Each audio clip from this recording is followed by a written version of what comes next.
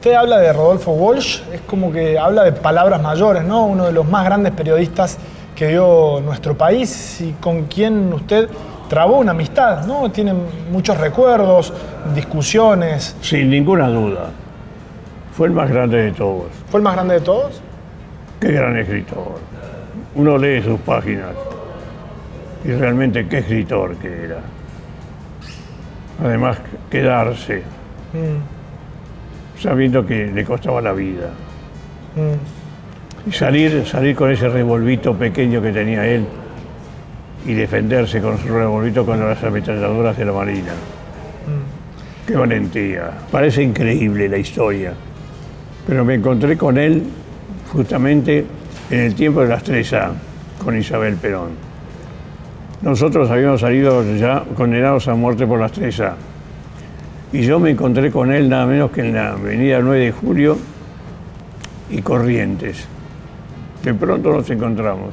Ocasionalmente. Ocasionalmente, sí. Entonces nos hicimos así con la cabeza. Era la esquina donde antes estaba el trujillero relojero. Y fuimos y mirábamos los relojes y ahí hablábamos.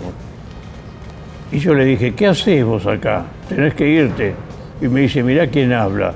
Digo, no es lo mismo. Vos escribiste sobre la actualidad, yo escribí sobre el pasado. Bueno, entonces dice, mira, vamos al cafecito aquí a media cuadra. En la calle Corrientes había un cafecito ahí. Nos fuimos al final de todo para que nadie nos reconociera. ¿Qué se dijeron? ¿Qué charlaron aquella vez? Qué generosidad. Y hablamos sobre el gobierno, hablamos sobre el peligro que había. Y él me decía, y yo le decía que tenía que irse inmediatamente. Porque lo que valía de él eran los escritos. Y me dijo, no, yo me quedo. Así como se quedan los luchadores, yo me quedo. Y digo, yo me voy. Le dije, yo me voy. Porque quiero seguir escribiendo.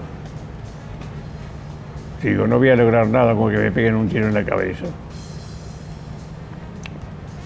Y él me dijo, bueno, nos veremos a la vuelta. Y no nos vimos. ¿Vos sentís miedo? No. ¿Sabes? ¿Te acuerdas cuando en 2006 charlamos ahí en tu casa en Villa Grindarte, Sí. que había pasado lo de que te habían gatillado en la cabeza, esa situación tan fea? Eso fue muy... También te pregunté ahí si vos sentías miedo y vos me dijiste que ya no sentías miedo de nada. No sentía miedo, no, nunca le tuve miedo, ni en la época de los militares, no voy a tener miedo ahora. No tuve miedo. Ya me pasó lo más terrible que me puede pasar, que es la pérdida de los hijos y los nietos. No tengo miedo. No tengo miedo. A veces es un poco arriesgado, ¿no? Porque muchas veces me han llamado por teléfono, venía a otro lugar que te vamos a dar datos de tu nieto. Y yo, sin preguntarle a las abogadas, que es lo que siempre me reprochan, voy. Y voy sola. Porque digo, bueno, si voy con otro no se van a animar a decirme, porque va a haber un testigo. Y voy sola. Pero nunca me pasó nada, solamente ese pequeño golpe, fuertes golpes que recibí en la cabeza, que me quitaron la audición. Yo llevo a estos compañeros que no me puedo separar. ¿Cómo te marca a la hora de hacer periodismo tu tiempo en prisión, tu tiempo en la cárcel? El otro día escuchaba una entrevista que te hacían y vos decías 10 años, 10 meses y 2 días. Me imagino que, entre otras cosas, te habrá dado mucha precisión. Contabas que estudiabas con chicos más jóvenes que vos. Me imagino que, bueno, entre otras cosas, te habrá dado eso, ¿no?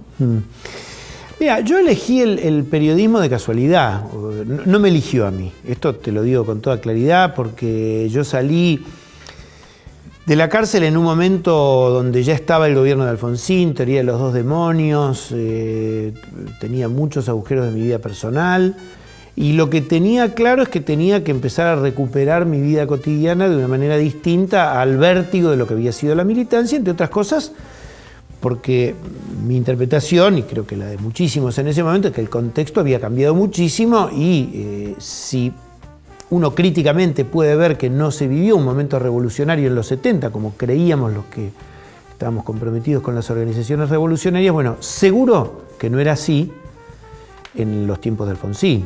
Yo tenía muchas dudas de meterme en el periodismo porque era justamente tener una cosa de cara al público. Y yo me acuerdo que no bien salí, otro cordobés, Enrique Vázquez, me invitó a un programa de radio en Radio Belgrano 3 horas. Había infinidad de llamados telefónicos puteándome, hablando de por qué llevan asesinos al programa y estas cosas.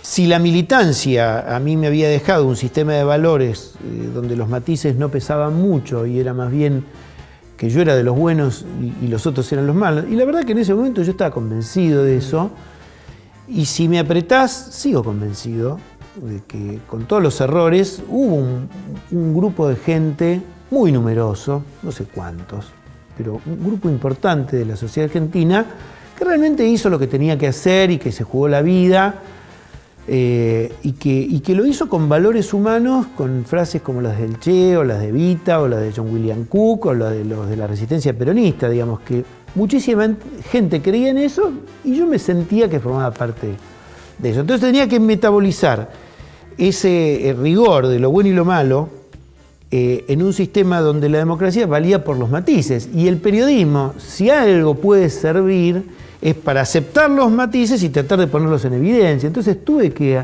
hacer un ejercicio que en algún sentido debe haber sido un ejercicio de autoayuda. Pero te preguntabas qué ibas a hacer cuando hacías gimnasia por la noche, cuando lograste pasar alguno de esos malos momentos muy duros que contaste viviste allí. Te preguntabas qué voy a hacer si logro salir de acá. ¿Qué voy a trabajar? ¿Voy a seguir militando? ¿Voy a seguir estando en las villas? ¿Voy a tener algún laburo para poder morfar? ¿Te preguntabas si ibas a escribir, si ibas a comunicar? Durante muchos años la única obsesión que uno tenía era fugarse. Así fuera en un sueño, pero bueno, hubo muchas veces que, por lo menos los primeros años de prisión, donde todavía las organizaciones estaban en pie y teníamos en la memoria la fuga de la cárcel de Rawson y todo eso, el gran sueño era la libertad. Ya después de Malvinas la cosa era diferente. Ahí empezaban a salir presos y uno a lo mejor empezaba a proyectarse en eso y decir, bueno, voy a tratar de aprovechar lo que les pasa para que me pase lo mismo si les da resultado o para evitar conjurar alguna de las cosas. Y yo sí, los últimos años tenía una visión autocrítica de lo que había sido nuestra experiencia política y me parecía que había que transmitir esa visión de que en realidad la democracia era un muy buen mensaje para la sociedad argentina, que era un gran desafío y que nosotros estábamos vírgenes para la democracia. Entonces era un gran desafío. Y te agrego una cosa más, un estímulo que tenía mucho debate interno porque también teníamos una gran pulsión a quedar hermanados con nuestros compañeros de militancia y saber que nos cuidábamos la espalda, por decirlo así, porque la verdad que sobrevivimos por ese gran vínculo colectivo. Y bueno, y para muchos el refugio de la organización, no quiero ser peyorativo, pero es como el que tiene una creencia religiosa. No me sentía cómodo en mi nuevo rol de futuro periodista o Nobel periodista, y al mismo tiempo me sentí un poco decadente como revolucionario. Entonces, bueno, un proceso que nunca termina. El conflicto, te lo digo con toda sinceridad, me acompaña en estos temas. Mucha gente tiene la imagen en la Argentina de Venezuela una sociedad dividida. Los que están con Chávez y los que están contra Chávez. La América Latina toda está dividida, ¿no? Lo que nosotros estamos planteando con el proyecto bolivariano es la reintegración del país, la reunificación del país. Y no podrá haber una sociedad unida si no hay o si no vive esa sociedad en el ámbito de la justicia. Cuando Menem dice Kirchner es el de la Rúa de Duhalde. Por Dios, bueno, yo no voy a hacer comentario de las cosas que dice Menem, que además yo creo que está diciendo cosas ya no producto del análisis, sino producto tal vez, los años no pasan en vano, para nadie, ¿no? ¿Está cagada Menem? Es muy fuerte decir eso, pero los años no pasan en vano para nadie, Daniel. ¿Cuál es para usted el personaje del siglo XX? El Che. Argentino. Nuestro. Nos agrandamos. Argentino. Le ganamos. Me ganaron. A pesar de los argentinos. Es como para poner el currículum más o menos, ¿no? Sí, todas las cosas, muy buenos recuerdos todas. Bueno, la nota de Chávez la hice un día posterior a la asunción de Kirchner como presidente, el 26 de mayo del año 2003. Y Chávez es la única entrevista que dio a la televisión abierta argentina. Después fue, en ese mismo viaje, al programa de Mirta Legrand, no sé si lo recordarás. Me acuerdo, sí. Que compartió con Mauricio Macri, con Macri. casualmente. Compartió con Mauricio Macri el almuerzo. Me acuerdo lo que charlaron. Sí, de acuerdo que charlar, que obviamente se comió el programa. No, Chávez es una personalidad carismática, para mí un fuera de clase total. Sí, para mí Carisma es el cuadro más importante que dio América Latina en los últimos 30 años. Coincido plenamente, digamos, si tuviésemos que establecer un ranking para mí Arrancó con de las todo esto. personas relevantes de este proceso que se vivió en América Latina, bueno, del año 2000, ponele a esta parte, al principio de siglo, el primero, y además el que marcó el rumbo, el que dijo vamos por acá, fue Chávez. Después, bueno, se sumó Lula, después se sumó Néstor, después obviamente Correa, Evo Morales y demás. Después la nota de Cristina también es un recuerdo importante porque la nota la hice en su casa, en Río Gallegos. Tenía buena relación con Cristina, sí. Digamos, un buen vínculo con ella, digamos. De cuando estaba en el Congreso. Sí, básicamente de cuando estaba en el Congreso y yo estaba en CQC, teníamos buena onda con Cristina. Y en ese momento ya Kirchner casi era presidente, Néstor, porque había pasado la primera vuelta y todavía Menem no se había bajado del balotaje. Entonces era interesante porque eran casi presidente y es... O sea, está buena la nota. Bueno, obviamente cuando la ves ahora y ves la relevancia que tuvo Cristina, quizás la nota está desaprovechada. Que es lo mismo que me pasa, por eso no me gusta verla. De hecho, no la vi. La nota con Fidel Castro duró 55 minutos y yo nunca... ¿55 minutos? 55 ¿Dónde minutos. salió? ¿3 minutos? No, salió un poco más, pero duró mucho, digamos. No se iba más, Fidel. Nos quedamos sin batería. Estábamos en ese momento con... Yo la recuerdo. Me acuerdo que en un momento te reta, te dice, tú no vienes a hacer turismo sexual, ¿no? Sí, a propósito de Cuba y todo eso. Sí, además me hacía preguntas a mí, por ejemplo. Me decía, ¿cómo te llamas? ¿Cuál es tu apellido? Tonietti. Algo que ver con los Garibaldi, ¿viste? Y después me decía, ¿tienes hijos? Le digo, no, comandante. ¿Eres egoísta? Me dice. Está todo grabado. Después me preguntó cuánto ganaba, dónde vivía, cuántos metros cuadrados tenía mi casa. Era todo muy lisérgico, era Fidel Castro in person. Y me parece, digamos, maravilloso y mágico todo esto que está pasando. Y bueno, y yo quisiera que esta situación que estoy viviendo hoy, que me toca a mí, como le ha tocado a otros o le podría haber tocado a otros, digamos, sirva también un poco para potenciar esta búsqueda y que entendamos todos, digamos, la importancia que tiene cerrar estas heridas que se han abierto hace tanto tiempo. Para mí fue un viento de esperanza. Además me conmocionó mucho porque Guido, o Ignacio, como él le gusta llamarse, para mí es un chico transparente. Yo me fijo mucho en los gestos en la cara y a veces me equivoco, por supuesto, pero me parece que sencillo, transparente y además que desde el comienzo se puso al servicio de abuela, es decir, siempre convocando a los jóvenes que se acercaran para conocer su identidad, a partir de la cual conocerán la libertad, dice.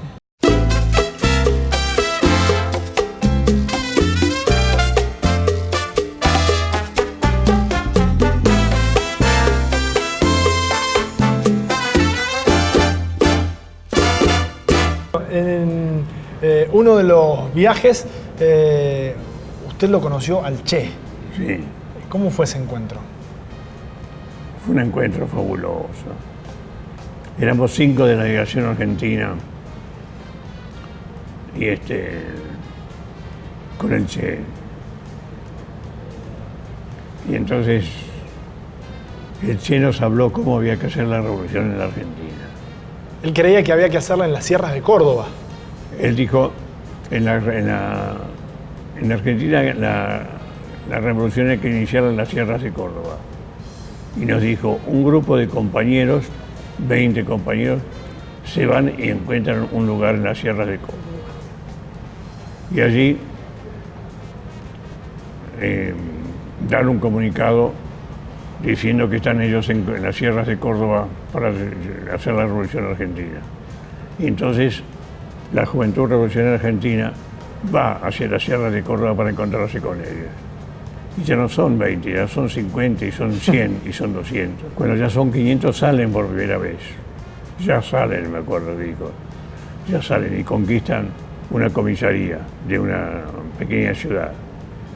Cuando son 1000 ya salen y en una ciudad semigrande ocupan las comisarías y el cuartel.